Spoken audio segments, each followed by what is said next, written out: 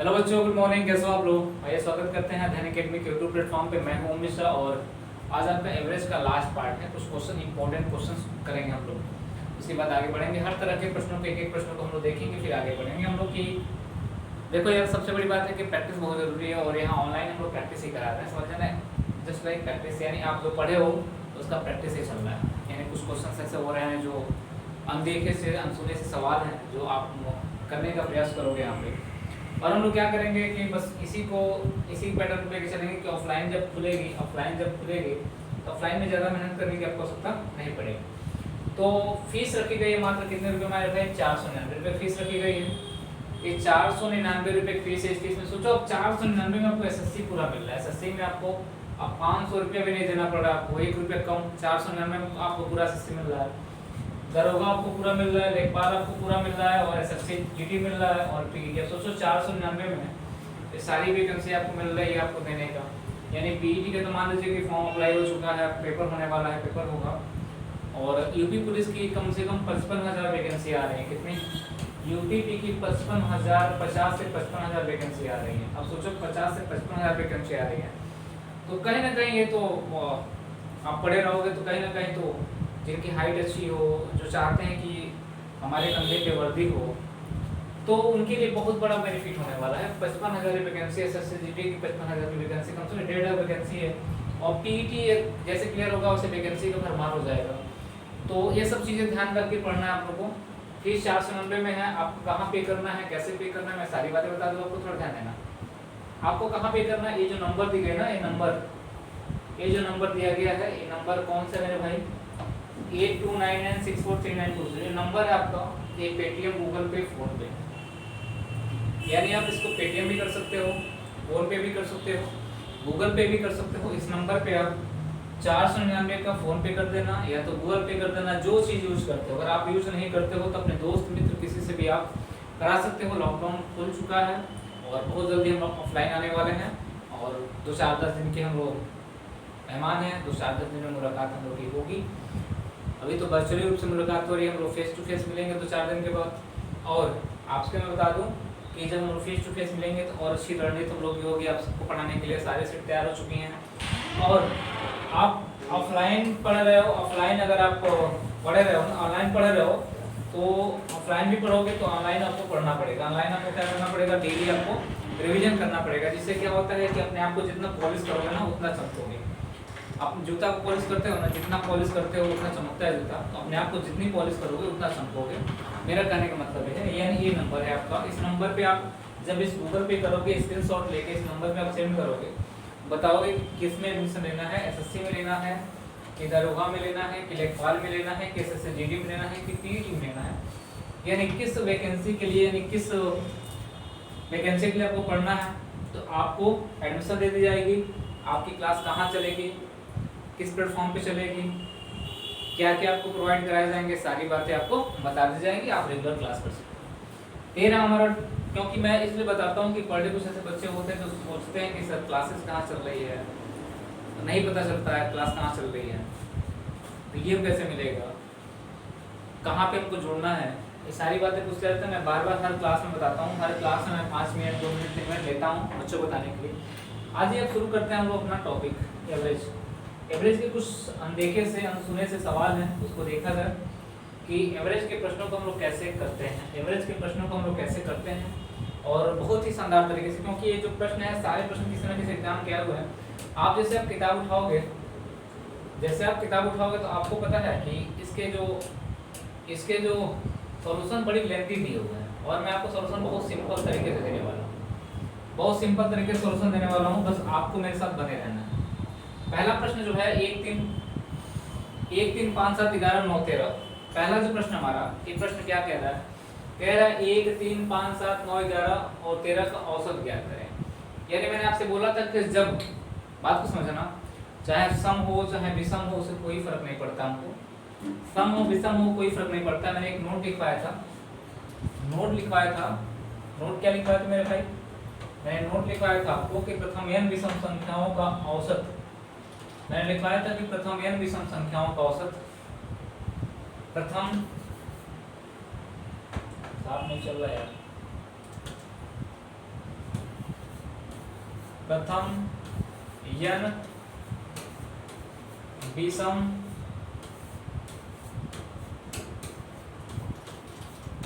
विषम संख्याओं का औसत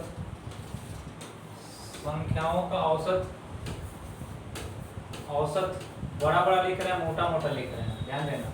औसत कितना होता है, यह नहीं होता है। क्या होता है, ये वाला पैटर्न तो आपको पता होना चाहिए कि प्रथम n विषम संख्याओं का औसत क्या होता है ना। अगर देखा जाए, गिन लो सब विषम 1 2 3 4 5 6 7, यानी कुल संख्याएं कितनी है 7, तो औसत भी कितना होगा 7 हो जाएगा। या तो आप निकाल सकते हो क्या, पहली संख्या कितनी है भाई 1, अंतिम संख्या कितनी है 13, डिवाइड बाई कितना हो जाएगा 2, यानी 14 बटे में कितना हो जाएगा, तो आपको जोड़ने की आवश्यकता नहीं पड़ेगी, कितना हो जाएगा 7, ये हो जाएगा 7 आपका आंसर। या तो गिन लो तो कितना आएगा 7 ही आएगा आपका। बात समझ आ रही, यानी मेरा कहने का मतलब ऐसे क्वेश्चंस है जो हैं आपके बुक में, इनको सब जोड़ के उसके बाद 7 से भाग दिया जाता है, तब भी कितना आएगा 7 ही आएगा। तो ऐसे मत करो, आप जो तरीका मैंने बताया उसको यूज करो। यानी पहला प्रश्न था हमारा। दूसरा प्रश्न हमारा क्या कह रहा है, एक दूसरा प्रश्न कह रहा है कि बता दो कि 7 छात्रों के अंकों का औसत 14 है। ध्यान देना, प्रश्न कितना अच्छा है, कितना अच्छे लेवल का प्रश्न है। कह रहे 7 छात्रों का औसत अंक 14 है, 6 छात्रों का अंक इतना इतना इतना है, तो 7वें छात्र का हमें ज्ञात करना है। 7वें छात्र का मुझे ज्ञात करना है कि 7वें छात्र का कितना होगा। तो हमने कहा पहले 7 छात्रों का कुल अंक देखते हैं, 7 गुणे कितना 14, 7 गुणे कितना हो जाएगा मेरे भाई, 7 गुणे हो जाएगा 14, यानी 7 छात्रों का औसत 7 गुणे कितना होगा 14 सत्य कितना होता है 98, यानी 7 छात्रों का कुल अंक कितना है 98 अंक है। और हम देखते हैं 6 छात्रों का कितना है, 6 छात्रों का जोड़ा जाए तो हमने कहा 18 12 कितना हो जाएगा, 18 12 हो जाएगा 40, कितना हो जाएगा ना 18 12 40 हो जाएगा 18 12 40 हो जाएगा, 13 और 17 कितना हो जाएगा 40 हो जाएगा, कितना हो जाएगा 15 10 26 हो जाएगा, 40 40 80, 80 प्लस कितना 26, ये हो जाएगा 80 प्लस कितना होगा 26, यानी 6 हो जाएगा 8 10 106 हो जाएगा, यानी कुल इनका कितना होगा 106। कुछ गड़बड़ हो रहा है क्या? 6 छात्रों के अंक 18 12 15 13 11 17 है, ओ 14, कुछ गड़बड़ नहीं है क्वेश्चन में यार मेरे भाई, ध्यान देना। 2 2 4 2 6 सही तो है, जोड़ देते हैं इसको। अगर 6 छात्रों का अंक जोड़ते हैं हम लोग, तो हमने कहा कि 18 हो गया, ये 12 हो गया, ये 15 हो गया, ये 13 हो गया, ये 11 हो गया, क्योंकि देखो इसमें कोई सीरियल नंबर नहीं है। 10 5 15 15 3 18 18 19 19 और 7 कितना होगा 9 7 कितना होगा 16 का 6 हो जाएगा, 2 2 4 2 6 6 6 तो कितना होगा 8 हो जाएगा, 86 हो जाएगा, कितना हो जाएगा 86 हो जाएगा। तो हमने कहा कि 7वां जो अंक है यानी 6 संख्याओं का कुल अंक औसत अंक कितना होगा 86, हटा दीजिए इसमें से 18 में से 6 जाए 8 में 6 जाए कितना होगा 2, यानी 12 आ रहा है क्या, 12 आंसर आ रहा है क्या, आंसर 12। तो मैंने क्या बोला कि औसत बराबर यानी संख्याओं का योग बराबर, मैंने आपसे लिखवाया था कि योग बराबर क्या होता है, योग बराबर औसत गुणे क्या होता है, औसत गुणे क्या होता है संख्या, औसत गुणे क्या होता है संख्या। ये चीज मैंने आपको लिखवाया था पहले दिन दूसरे दिन की क्लास में, सॉरी यार मैंने पहले दिन दूसरे दिन की क्लास में बताया था औसत बराबर क्या होता है संख्या होता है। इसका मतलब ये है कि हमको मिला है 7 संख्याएं कितनी मिली है 7, इसका औसत मिला है कितना 14, तो अंकों का योग कितना हो गया 98। 7 छात्र हैं जिनका अंकों का योग 98 है, 6 छात्रों का अंकों का योग कितना है 86 है, 7वें छात्र का कितना होगा 12 हो जाएगा। हमको नहीं लगता है कि ज्यादा मेहनत करने की आवश्यकता, आ जाओ जिन पे मेहनत करने की आवश्यकता होगी इस पे मेहनत किया जाएगा, जिस पे नहीं होगी नहीं किया जाएगा। हमको लगता है कि जैसे कि बहुत से छात्र होते हैं कि जो आता है उनका भी बहुत अच्छे से नोट्स बनाते हैं, मुझे उस पर काम करना है जो मुझे नहीं आता है, जो मुझे आता है उस पर काम बहुत ज़्यादा नहीं करना है, उसको रिवीजन करना है कि वह थोड़ा सा भूले ना याद रहे। यानी हमको कोशिश करना है कि नया नया चीज़ सीखना है, यानी जो चीज़ें नहीं आ रहा है उस पर हमको काम करना है, जो चीज़ें आ रही है उस पर काम करने की आवश्यकता नहीं, बस इतना जान लेना। आज अब प्रश्न क्या बोला है कि 3 संख्याओं में पहली तथा दूसरी संख्याओं का औसत दूसरी तथा तीसरी संख्याओं का औसत से सबसे अधिक है, पहली तथा तीसरी संख्या के बीच का अंतर कितना होगा, पहली तथा तीसरी संख्या के बीच का अंतर। मैंने कहा कि माना जो संख्या होंगी, संख्या जो होंगी ये संख्या क्या होंगी, संख्या हो जाएंगी x y और z, ये उतना हो जाएगा। कह रहा है कि पहली तथा दूसरी संख्या का औसत यानी x + y / 2, ये किसके बराबर है, दूसरी तरह तीसरी संख्या के औसत 17 अधिक है, इक्वल टू दूसरी और तीसरी संख्या ना, दूसरी तरह तीसरी संख्या, दूसरी तीसरी y प्लस जेड का औसत आप प्लस कितना होगा 17। यही क्वेश्चन पूछा है।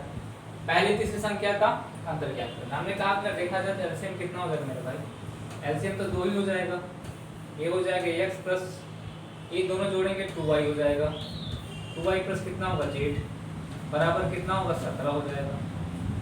हमने कहा अगर देखा जाए तो x plus 2y plus z बराबर 17 गुना कितना होगा 34, कितना हो जाएगा भाई 34 हो जाएगा। तो हमने कहा कि 34 जब हो गया ये तो आपसे पूछा क्या है कि अंतर पूछा कि पहले तक तीसरी संख्या का अंतर कितना होगा।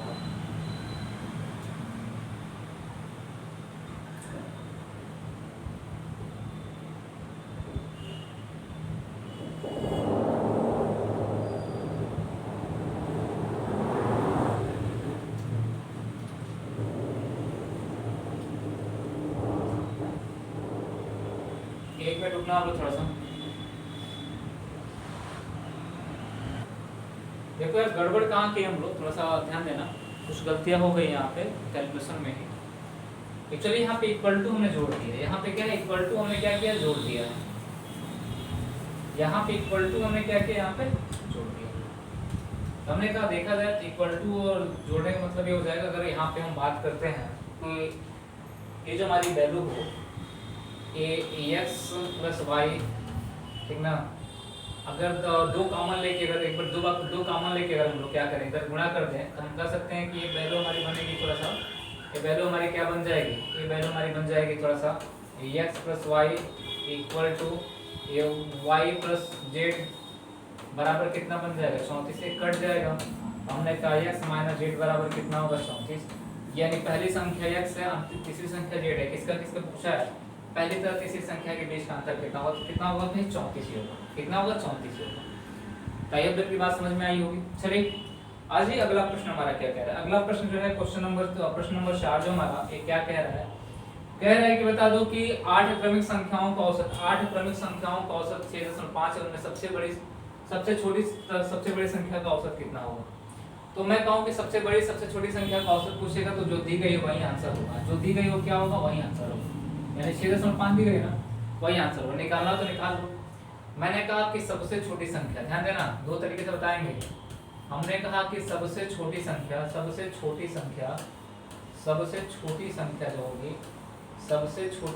जो होगी वो क्या कितना मान लेते हैं x मान लेते हैं, एक संख्या x हो गई और कितनी संख्या दी 8 दिया ना, x प्लस 1 प्लस जोड़ते जाओ, x प्लस कितना 2 प्लस x प्लस कितना 3 प्लस x प्लस कितना 4 प्लस x प्लस कितना 5 प्लस x प्लस कितना 6 प्लस x प्लस कितना 7 डिवाइड बाई कितना 8 बराबर कितना बोला है 6.5, इतना बोला है ना। हमने कहा एक 7x हो जाएगी 8x हो जाएगा, 1 2 3 3 6 4 10 5 15 15 6 21 21 7 कितना होगा 28 बराबर कितना हो जाएगा 8 5 40 6 8 5 40 हो जाएगा, 8 6 48 48 4 कितना होगा 52, यानी 52 हो जाएगा। हमने कहा कि 8x बराबर कितना हो जाएगा 28 इधर जाएगा तो 12 में से 8 जाएगा 4 हो जाएगा, 4 में 2 जाएगा 24 हो जाएगा, x बराबर कितना हो जाएगा 8 3 24 3, x की वैल्यू हमारी कितनी आ गई भाई 3 आ गई, यानी सबसे छोटी संख्या कितनी आ गई 3 आ गई, x की वैल्यू सबसे छोटी संख्या है। सबसे छोटी संख्या क्या हो जाएगी, सबसे छोटी संख्या जो होगी ये सबसे छोटी संख्या जो होगी वो कितनी होगी मेरे भाई 3 होगी, और सबसे बड़ी कितनी हो जाएगी x प्लस 7 हो जाएगी, सबसे बड़ी क्या हो जाएगी x प्लस 7, x प्लस कितनी हो जाएगी 7 हो जाएगी, x की वैल्यू 3 है तो 3 प्लस 7 बराबर कितना होगा 3 प्लस 7 बराबर 11 हो जाएगा।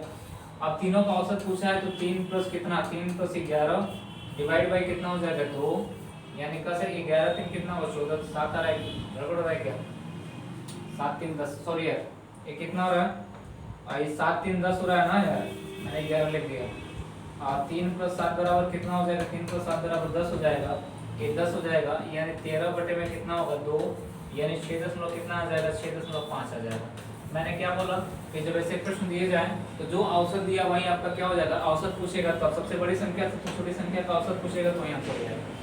या तो और तरीका जो मैं बता दूं कि और तरीका करना है, और कुछ क्वेश्चन से यहाँ से पूछ सकते हैं, इतना बड़ा लंबी तरीका ना करके एक तरीका और बता दूं मैं, उस तरीके को यूज कर लो, क्योंकि जो पहला तरीका मैंने बताया ना वो सबसे इजी है, क्योंकि केवल क्वेश्चन देखना और क्या करना, आंसर करना है। केवल क्वेश्चन देखना और क्या करना है मेरे भाई, आंसर करना है, बाकी और कुछ नहीं करना। अगर औसत पूछा है, औसत दिया है, सबसे बड़ी संख्या सबसे छोटी संख्या का औसत पूछा है, तो बस आपको करना क्या है, आपको ट्रिक मारना है, आपको ज्यादा मेहनत करने की आवश्यकता नहीं। मैंने कहा कि औसत क्या होती है, बीचों की संख्या। अगर दूसरा तरीका यूज करें हम लोग, तो औसत क्या होती है, बीचों की संख्या होती है। क्या होती है मेरे भाई, बीचों की संख्या। 6.5 हमारी बीचों की संख्या, 8 संख्या, 4 संख्या ऊपर, 4 संख्या नीचे, ये 6 हो जाएगा, 5 हो जाएगा, 4 हो जाएगा, 3 हो जाएगा, ये 7 हो जाएगा, 8 हो जाएगा, 9 हो जाएगा, 10।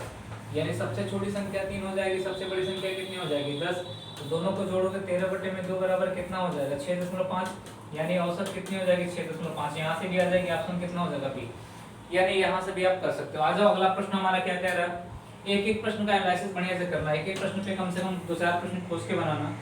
अगला प्रश्न ये कह रहा है कि एक ग्रुप में 7 व्यक्ति जो हैं, ध्यान देना, एक ग्रुप में कितने व्यक्ति हैं, एक ग्रुप में 7 व्यक्ति हैं कि औसत आयु 30 वर्ष है। उस ग्रुप में 5 व्यक्ति की औसत आयु 31 वर्ष है। ग्रुप में अन्य 2 व्यक्तियों का औसत आयु, हमने कहा 7 व्यक्ति हैं, 7 व्यक्ति का औसत आयु 30 है, तो कितना हो जाएगा, 7 तरीके का कुल आयु कितना होगा, 210। 5 की आयु कितनी है, 5 की आयु है कितनी भाई, 31 है। तो हमने कहा कि 5 एकम 5 पानते हैं 15, यानी 55। तो 2 व्यक्तियों का जो बचेगा वो कितना हो जाएगा, 10 में से 5 जाएगा, 5 हो जाएगा, 10 में से 5 जाएगा, कितना होगा, 5 हो जाएगा। और यहाँ पे कितना हो जाएगा भाई, 55 हो जाएगा, इतना बचेगा, 55 हो जाएगा। दोनों व्यक्तियों की औसत आयु जो होगी वो दोनों भाई व्यक्तियों की औसत आयु होगी 55 वर्ष होगी। दोनों व्यक्तियों की औसत आयु जो होगी, औसत आयु तो दोनों व्यक्ति औसत आयु पूछा है, 2 व्यक्तियों की औसत आयु, औसत पूछ दिया ना, कुल आयु पूछा तो 55 होता, औसत आयु पूछता है तो 55 में कितना हो जाएगा, 2, यानी कितना हो जाएगा भाई, 27 कितना होगा, 27.5 हो जाएगा। यानी इनमें से क्या, कोई नहीं, यानी इनमें से कोई नहीं। यहाँ पे औसत, यानी गड़बड़ यही करता है, थोड़ा सा एग्जाम में गड़बड़ ये करता है कि दे दिया है, अब बच्चा सीधे किसको मार के आएगा, 55 को मार के आएगा, क्योंकि कभी तो गड़बड़ हो जाता है। लेकिन इनमें से कौन सा होगा, इनमें से कोई नहीं, इनमें से क्या होगा, कोई नहीं, क्योंकि अगर यहाँ पे कुल आयु पूछा होता तो 55 साल होता, लेकिन औसत आयु पूछा तो क्या होगा, इनमें से कोई नहीं। आ जाओ, अगला प्रश्न हमारा क्या कह रहा है, अगला प्रश्न जो हमारा है आपके सामने है, बोला है कि बता दो ए बी तथा सी का औसत साप्ताहिक वेतन 4,000 है। ए बी सी है 3 व्यक्ति, यानी ए है प्लस बी है प्लस सी है, इनका कुल वेतन हो जाएगा 4,000 गुणे 3 बराबर ए हो जाएगा 12,000। कितना हो जाएगा मेरे भाई, 12,000। कह रहा है बी सी डी का 5,000 है, b plus c plus d का कितना है, 5,000 है, यानी 5 गुणे कितना, 5 गुणे 3 बराबर कितना हो जाएगा, 15,000। यानी बी सी डी कितना कमा रहे, 15,000 को मिला कमा रहे। कह रहे डी का साप्ताहिक वेतन क्या होगा, ए का साप्ताहिक वेतन 2750 दिया हुआ है, ए का दे रखा हुआ है, अगर ए का दे रखा है तो बीसी का निकाल लेंगे, और बीसी का इसमें शर्त देंगे तो डी का निकल के आएगा। या तो सिंपल सी बात है, घटा दे तो कितना हो जाएगा हमारा, घटा देंगे अगर तो हमको लगता है कि ए जो आ जाएगा हमारा बीसीडी है, तो अगर हम बात करते हैं कि बीसी का कितना हो जाएगा, बीसी का कितना हो जाएगा, 2750 घटा देते हैं तो 2750 घटा दें, 2750 घटा दें तो बीसी का आ जाएगा, तो कितना आएगा, 0, 10 में से 5 जाएगा, 5 हो जाएगा, 9 में 7 जाएगा, 2 हो जाएगा, ये कितना होगा, 0 हो जाएगा, और 10 कितना हो जाएगा भाई, 11 हो जाएगा ना, 1 हो जाएगा, यानी 11 में 2 जाए कितना हो जाएगा, 9, 29 से कितना होगा, 50। हमने कहा अगर यहाँ पे 2950 घटा देते, 9250 हो जाएगा हमारा, अगर सर 9250 घटा दिया जाए, 9250 घटा दिया जाए तो हमें किसका आ जाएगा, डी का आ जाएगा, 0 हो जाएगा, 10 में से 5 जाएगा, कितना होगा, 5 हो जाएगा, ये 7 हो जाएगा, और कितना होगा भाई, 14 में से 9 हो जाएगा, 14 में से 9 हो जाएगा, 9 5 14, यानी 57 से कितना होगा, 50। यानी ऑप्शन कौन सा हो जाएगा, 57 से 50। यही करना है, बस थोड़ा घटाना जोड़ना घटाना है, बस आपको कुछ करना नहीं है। आ जाओ, अगला प्रश्न आपके सामने है, कह रहा है कि 4 क्रमागत विषम संख्याएं एबीसीडी का औसत 24 है। एबीसीडी का औसत कितना, 24 है। ए बी और डी का गुणनफल क्या होगा, बी और डी का गुणनफल क्या होगा। हमने कहा माना, आज दोनों तरीका यूज करेंगे, माना सबसे छोटी सबसे छोटी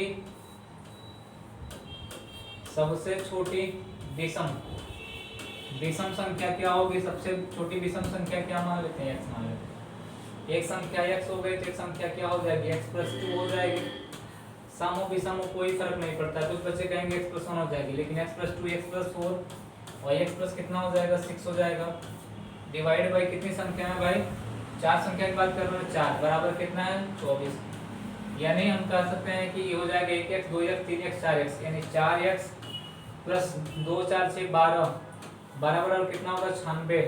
24 में 4 से गुणा करेंगे, 4x बराबर कितना हो जाएगा भाई, ये हो जाएगा 4, ये हो जाएगा 8, 84 हो जाएगा। x बराबर कितना हो जाएगा, 21। यानी सबसे छोटी संख्या कौन सी हो जाएगी, 21 हो जाएगी।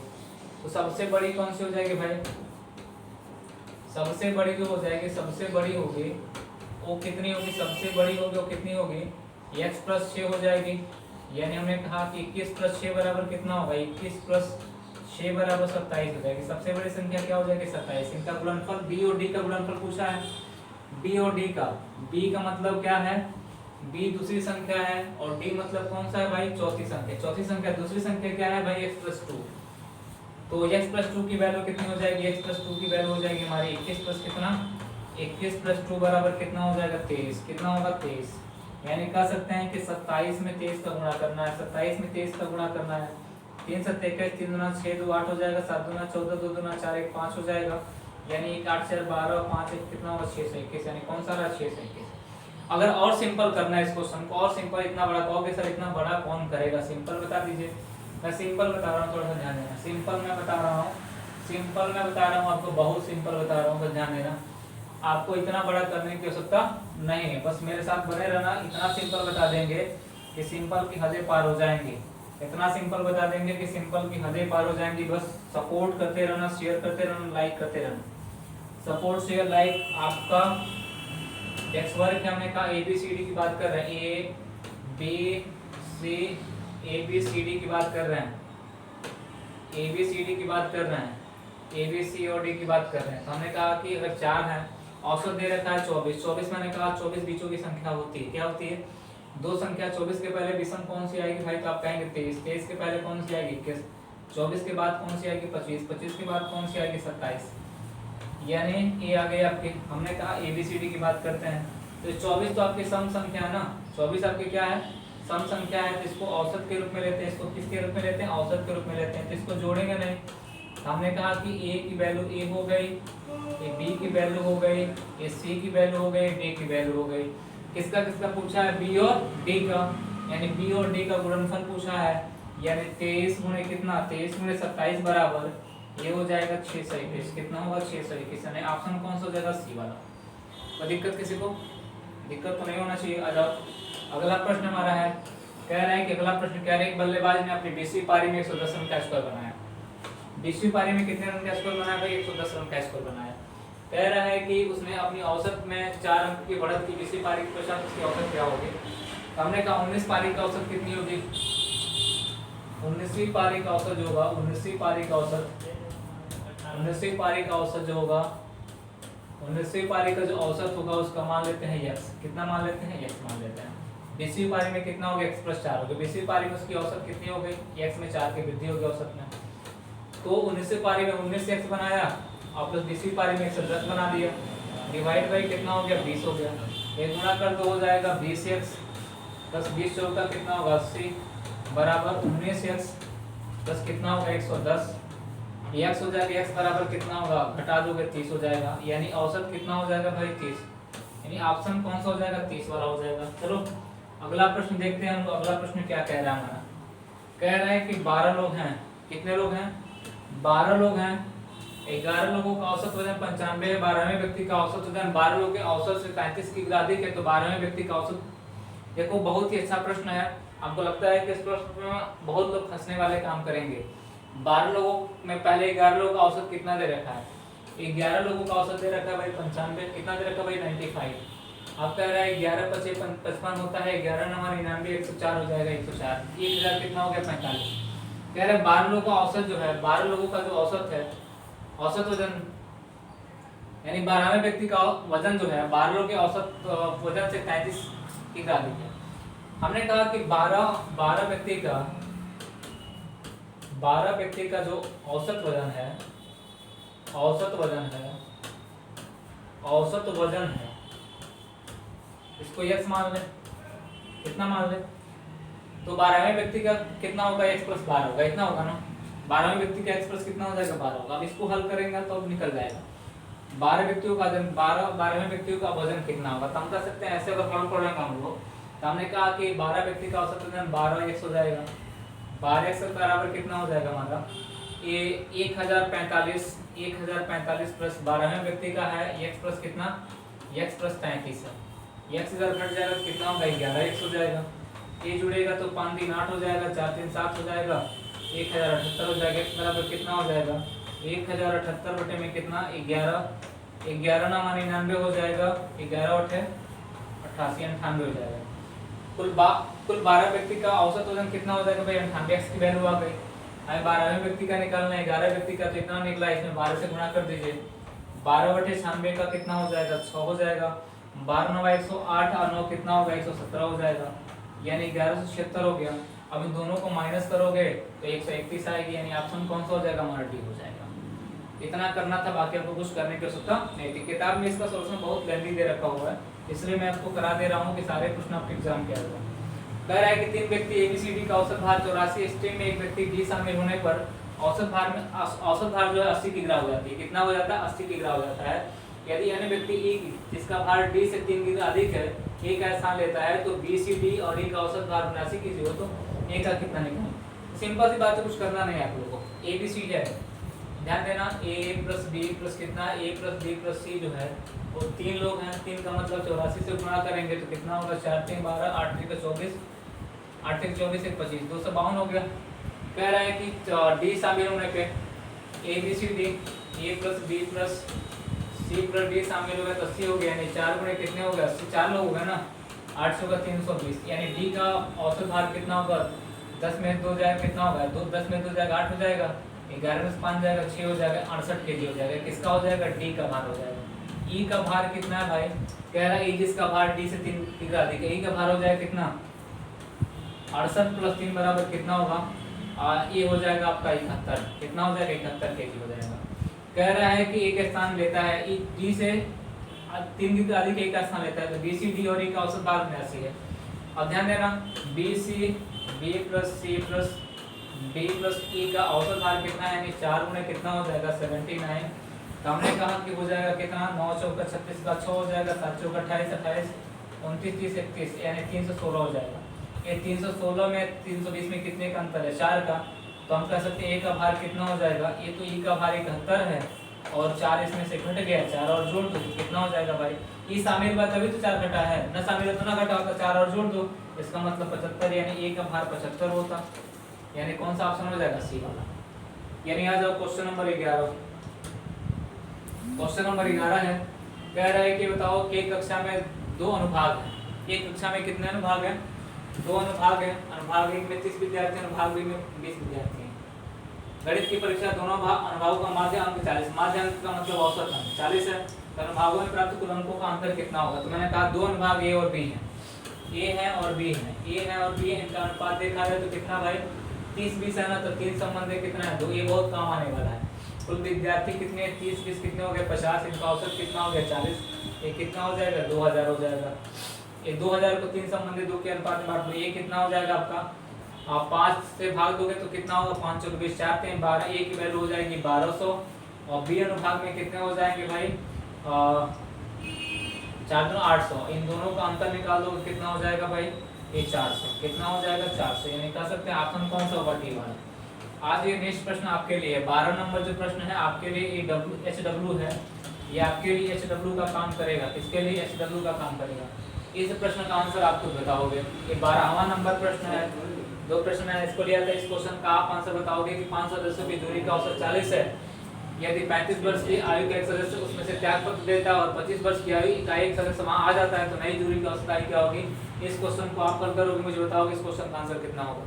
जो बच्चा कमेंट करता है मैं देखता रहता हूँ कौन कौन बच्चा कमेंट करता है, सब सारे कमेंट मैं देखता रहता हूँ, सबको लाइक भी करता हूँ। कौन बच्चा क्वेश्चन का आंसर दे रहा है, कौन बच्चा नहीं दे रहा है, सारी बातें मैं देखता रहता हूँ। किसी तरह से कोई दिक्कत मुझे बता देना। चलिए मिलते हैं हम नेक्स्ट सेशन में। आज के लिए इतना ही। लाइक शेयर कमेंट करते रहिएगा। धन्यवाद।